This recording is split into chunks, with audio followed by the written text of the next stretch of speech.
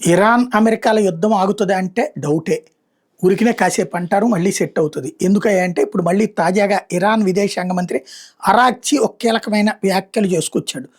ఆ, శాంతం యుద్ధ విరమణ జరగాలంటే లెబనాన్ ఏదైతే హెజ్బుల్లా ఇప్పుడు లెబనాన్ దేశాన్ని కూడా ఇబ్బంది పెడుతూ ఆ దేశాన్ని మూడొంతులు ఆక్రమించుకుని ఉగ్రవాద కార్యకలాపాలు చేస్తూ ఇజ్రాయెల్కి కంటి మీద కొనుక్కు లేకుండా చేసే ప్రయత్నం చేస్తే ఇజ్రాయెల్ వాళ్ళ కన్నే మూయించేలా వరుసపెట్టి దాడులు చేసి హింసిస్తోంది కదా, ప్రాణాలు తీస్తోంది కదా.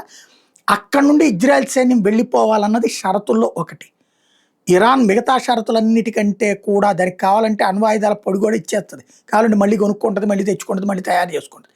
కానీ లెబనాన్లో హిజ్బుల్లా లేచిపోయిందంటే కనుక ఇరాన్ బతుకు బస్టాండ్ అయిపోతుంది. దాదాపు 4-5 లక్షల మంది జీతాలు ఇవ్వని తీవ్రవాదులు ఉన్నారు అక్కడ.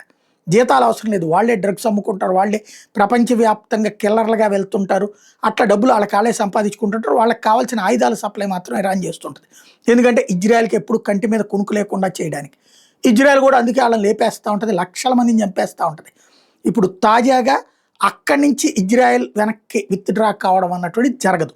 మరి ఆ షరతు ఉందంటే ఫిట్టింగ్ పెట్టినట్టే.